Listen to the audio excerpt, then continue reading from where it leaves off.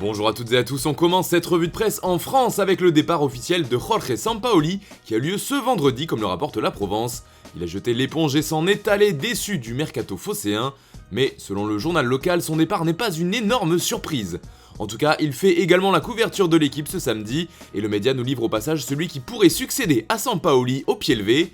D'après le quotidien, c'est Igor Tudor, jeune coach qui avait fait de belles choses avec les Las Véron l'an passé en Serie A. Et puis du côté du PSG, l'avenir de Presnel Kimpembe pose question. Le joueur veut quitter son équipe de toujours, mais si on en croit le Parisien, le club compterait finalement sur lui pour la saison prochaine et ne l'aurait pas mis sur le marché des transferts. En revanche, Paris ne s'opposerait pas à son départ si le joueur en faisait la demande. Par contre, pour Neymar, aucun doute possible, le Brésilien a prolongé au PSG. Oui, vous avez bien entendu. Comme l'explique le Parisien, la star a activé une clause de son contrat lui permettant de prolonger automatiquement au 1er juillet. Il n'est donc plus lié au Paris Saint-Germain jusqu'en 2026, mais bien jusqu'en 2027, ce qui n'arrange pas vraiment son club. Mais Paris n'avait pas grand chose à dire puisque seul Neymar avait le pouvoir d'activer ou non cette clause. Allez, on file en Italie maintenant avec le mercato de la Juve, et d'après Tuttosport, la vieille dame s'en prend à Dusan Vlahovic, car le club turinois cherche 2 attaquants supplémentaires, et les favoris sont Zaniolo et Arnautovic, selon le quotidien transalpin. Le but étant de trouver un remplaçant à Vlahovic si Keane venait à partir, mais la Juve n'est pas seule sur Nicolo Zaniolo, en effet, il fait la une du Corriere dello Sport, en compagnie de Domenico Berardi, car selon le journal, il y aura sur ces deux joueurs un duel entre l'AC Milan et la Juventus. D'ailleurs, un duel, il y en aura également un sur Paulo Dybala si on en croit la Gazzetta dello Sport. En effet, le journal au papier rose affirme que l'AC Milan va venir jouer les troubles fêtes sur ce dossier. L'Inter n'a toujours pas bouclé l'opération et les Rossoneri comptent bien en profiter avec une offre de dernière minute. En Angleterre, le mercato bat son plein, en particulier celui de Manchester United. Les Red Devils sont toujours à fond sur Tyrell Malacia d'après le Manchester Evening News.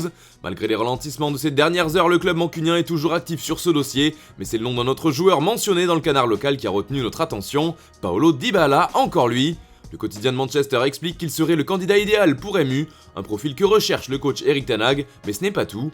Il est libre de tout contrat pour le moment et vu que sa signature traîne à l'Inter, l'occasion est trop belle d'après le journal, d'autant que l'Argentin avait été proche de signer à United par le passé, ce serait donc l'occasion de clore cette histoire.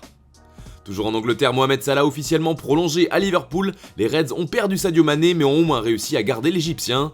L'accord a été long à trouver mais c'est désormais chose faite comme le rapporte le Daily Mirror. Au passage, Salah en a profité pour rafler une belle augmentation puisqu'il est désormais le joueur le mieux payé de l'histoire de Liverpool, avec un salaire d'environ 400 000 € par semaine.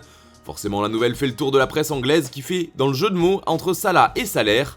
Le Daily Mirror mais également The Sun se régale. De même que le Daily Mail qui nous livre son calcul du coût total de l'opération pour Liverpool. L'Égyptien est désormais lié au club jusqu'en 2025, ce qui coûtera 62 millions de livres aux Reds, soit 72 millions d'euros.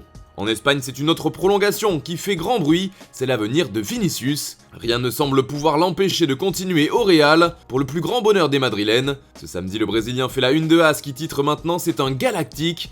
Le quotidien met en avant son niveau depuis la saison dernière mais aussi sa valeur puisque d'après le CIES, il est le 2e joueur le plus cher du monde derrière Kylian Mbappé. Vinicius est aussi en couverture de Marca pour cette prolongation à venir. Le quotidien ibérique explique que le Real Madrid voit les choses en grand pour sa prolongation, qui devrait avoir lieu dès le retour du joueur à l'entraînement pour la nouvelle saison.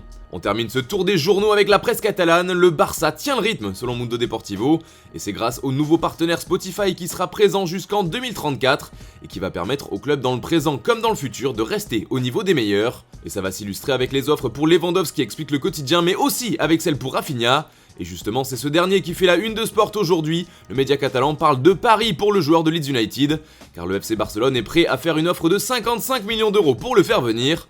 Dans le même temps, Rafinha aurait refusé l'offre de Chelsea. Voilà, c'est tout pour ce matin. Bonne journée à toutes et à tous. On se retrouve dès demain pour une nouvelle revue de presse sur Foot Mercato.